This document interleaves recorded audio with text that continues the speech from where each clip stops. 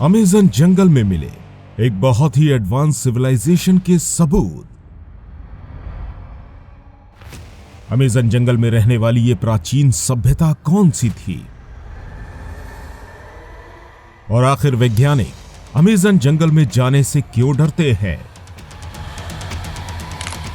जंगल एक ऐसी जगह जहां लोग नेचर का मजा लेने और नए नए एडवेंचर्स करने के लिए जाते हैं, लेकिन आज हम एक ऐसे जंगल के बारे में बात करने वाले हैं जहां जाना खतरे से खाली नहीं है। यह जंगल कोई और नहीं बल्कि हमारी दुनिया का सबसे बड़ा जंगल है, जिसे अमेज़न रेन फॉरेस्ट के नाम से जाना जाता है। इसके अलावा इस जंगल को इसकी खूबसूरती के लिए भी जाना जाता है, लेकिन एक तरफ तो ये जंगल काफी ज्यादा खूबसूरत है, वहीं दूसरी तरफ ये खूबसूरत होने के साथ साथ काफी ज्यादा खतरनाक भी है, जिसकी वजह से लोग जंगल में ज्यादा अंदर जाने से कतराते हैं। यहाँ आपकी छोटी सी गलती की वजह से भी आपको अपनी जान से हाथ धोना पड़ सकता है। वैसे तो ये जंगल देखने में बहुत ज्यादा शांत और सुहावना नजर आता है, लेकिन असल में इसकी हकीकत कुछ और ही है। ये जंगल अनगिनत खतरनाक जानवरों का घर है, और सिर्फ यही नहीं बल्कि इस जंगल ने अपने अंदर कई सारे रहस्यमयी शहर भी छुपा रखे हैं। इस खतरनाक जंगल को देखकर यही लगता है कि यहाँ शायद ही कोई रहता होगा, लेकिन आपको जानकर हैरानी होगी कि किसी समय में यह जंगल वैसा बिल्कुल भी नहीं था जैसा आज नजर आता है। एक समय पर यहाँ एक एडवांस सिविलाइजेशन रहा करती थी।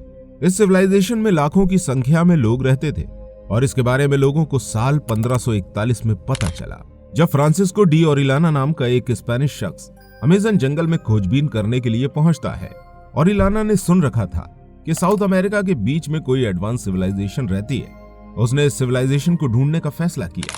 फ्रांसिस्को ने अपने साथियों की एक टीम बनाई और पेरू के पास अपने सफर की शुरुआत कर दी। काफी महीने गुजरने के बाद भी ओरिलाना को यहाँ से कुछ नहीं मिला, लेकिन अभी भी ओरिलाना ने वापस लौटने का फैसला नहीं किया। वो लगातार आगे ही बढ़ता रहा। तभी उसे यहाँ इस जंगल में एक विशाल नदी मिलती है। दोस्तों, ये नदी और कोई नहीं थी बल्कि अमेज़न रिवर थी। थोड़े आगे चलने के बाद ओरिलाना को यहाँ एक प्राचीन शहर भी मिल गया। ये शहर लगभग 20 मील के एरिया में फैला हुआ था। यहाँ के सभी घर एक दूसरे से मिलकर बनाए गए थे। इसके अलावा बीच बीच में हाईवे की तरह चौड़ी चौड़ी सड़कें भी बनी हुई थी। इस शहर के लोग खेती बाड़ी करना भी बहुत अच्छी तरह से जानते थे। दोस्तों, कुछ समय तक यहाँ रहने के बाद ओरिलाना वापस यूरोप चला गया, और यहाँ आकर ओरिलाना ने अमेज़न के प्राचीन शहर के बारे में सबको बताना शुरू किया। धीरे धीरे करके ये कहानियां फेमस होना शुरू हो गई। इसके बाद ये एक बार फिर से इस जंगल की खोज में निकला, लेकिन बदकिस्मती से काफी दिन तक ढूंढने के बाद भी उसे ये शहर नहीं मिल पाया, और फिर साल 1546 में ओरिलाना की मौत हो गई। लेकिन इसकी मौत के बाद भी ये कहानियां थमने का नाम नहीं ले रही थीं।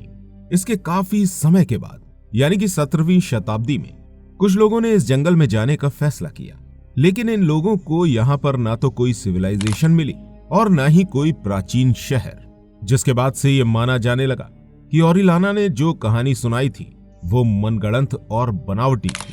लेकिन इसके बाद साल 1990 में ये खबरें एक बार फिर से उड़ना शुरू हो गई, क्योंकि साल 1990 में एक अमेरिकन एंथ्रोपोलॉजिस्ट जिनका नाम था माइकल हैकेनबर्ग कुछ दिन के लिए अमेज़न बेसिन के किनारे मेटाग्रासो रीजन में छुट्टियां मनाने के लिए रवाना हुए थे। यहाँ आकर ये एक आदिवासी जनजाति के साथ रहने लगे। दोस्तों, यहाँ रहते रहते हैकेनबर्ग की दोस्ती इस ट्राइब के सरदार से हो गई। इस सरदार ने हैकेनबर्ग से बोला कि वो उसे एक बहुत ही रोमांचक जगह दिखाना चाहते हैं। जब हैकेनबर्ग यहाँ पहुंचे तो उन्होंने देखा कि ये जगह 6 से लेकर 10 फीट गहरी है और 30 फीट तक चौड़ी थी। इसके अलावा यहाँ आसपास कुछ मिट्टी के बर्तन भी पड़े हुए थे। अब ये सोचने लगे कि आखिर यहाँ ये अजीबोगरीब जगह कैसे बनी और ये मिट्टी के बर्तन यहाँ कैसे पहुंचे। क्या पहले इस जगह कोई सिविलाइजेशन रहा करती थी? हैकेनबर्ग ने इसके बाद अपनी छुट्टियों को कैंसिल कर दिया और पूरे 10 साल तक इस जगह रहकर रिसर्च करी, जिसके बाद साल 2003 में उन्होंने एक रिपोर्ट पब्लिश करी और बताया कि अमेज़न जंगल के अंदर 30 से भी ज्यादा ऐसी जगहें मौजूद हैं जहां एक समय में काफी एडवांस सिविलाइजेशन रहा करती थी। इन सभी जगहों में 2 से 3 मील का फासला है, जैसे कि आज हमें अलग अलग गांव देहातों में देखने को मिलता है, और ये सभी जगह एक दूसरे से हाईवे के जरिए कनेक्टेड थी। इन बस्तियों में वाटर कैनाल भी बने हुए थे और इरिगेशन के लिए भी सिस्टम बनाए गए थे, यानी कि यहाँ जो लोग रहा करते थे वो खेती बाड़ी बहुत अच्छी तरह से करना जानते थे। दोस्तों, यहाँ से मिलने वाले बर्तनों की जब कार्बन डेटिंग की गई तो पता चला कि ये बर्तन 800 से 600 बीसी के बीच के थे। अब इस खोज के बाद ये तो साफ हो चुका था कि एक समय में अमेज़न जंगल के अंदर कोई बहुत एडवांस सिविलाइजेशन रहा करती थी और ओरिलाना ने जो कुछ भी 15वीं शताब्दी में बताया था वो सब सच था।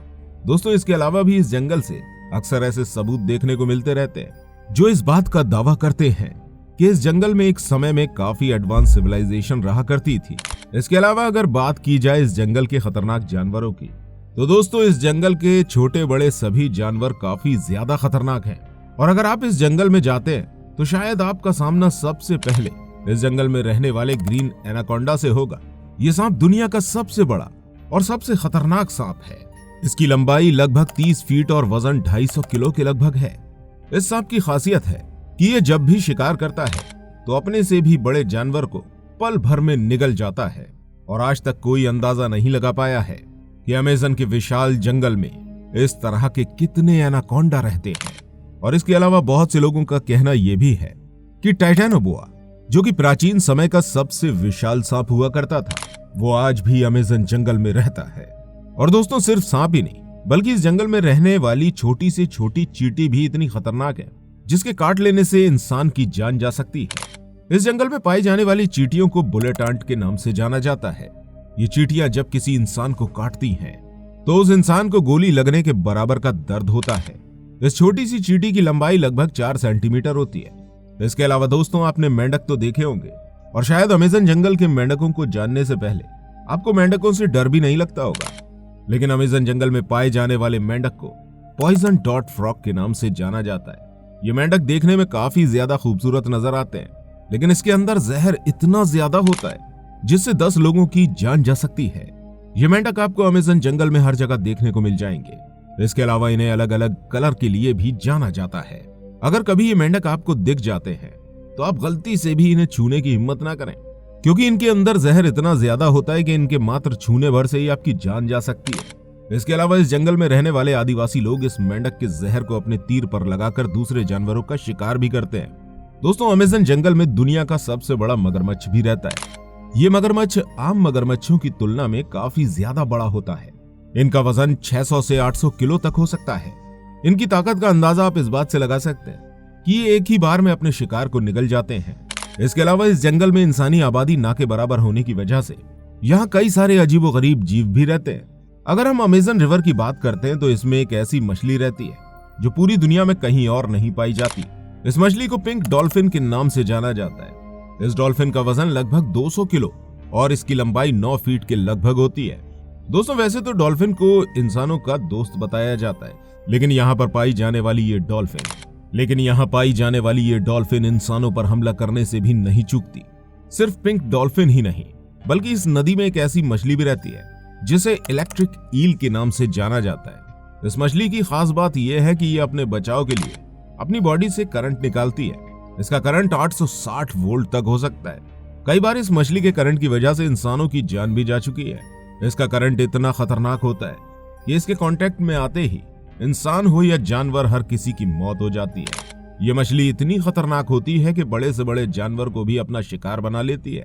तो दोस्तों, इस वीडियो में हमने आपको अमेज़न जंगल के कुछ ही जीवों के बारे में और कुछ ही रहस्यों के बारे में बताया है।